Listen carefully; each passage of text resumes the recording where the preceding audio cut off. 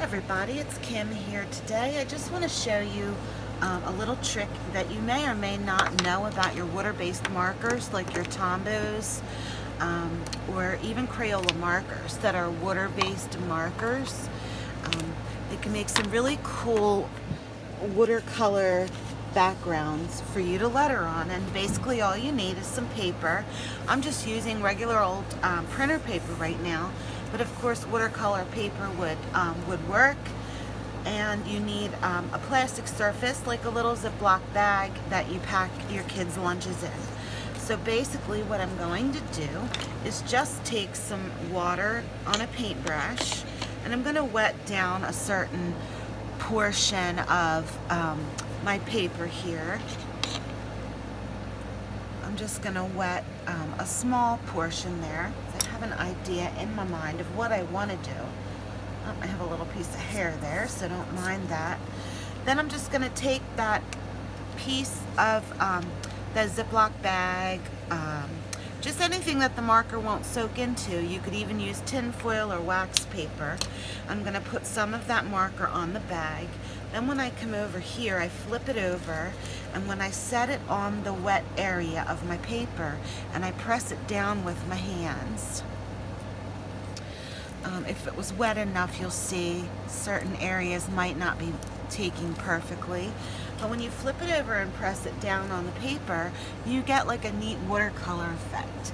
Then it even gets neater when you take two different colors. So I'm going to try a little something here. And like I said, I'm only using regular old printer paper, so this may not work as well as if I were using watercolor paper.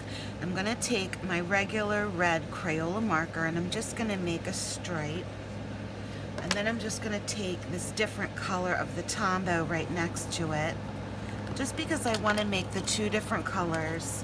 And it looks like my water is really soaking through this paper fast, so I'm just going to wet that again, and then I'm going to flip my bag back over and set that there where it was wet. And you can see this one was really wet, so those colors are really kind of bleeding on the paper to make a nice watercolor effect. I'm going to do it again here. I'm just going to take that Tombow and color on this bag. Then I'm going to take my red, it's just a regular old Crayola. It's a water-based marker. Any water-based markers will work. And I'm going to make another little line there. I'm going to go ahead and re-wet this one stripe that I made here.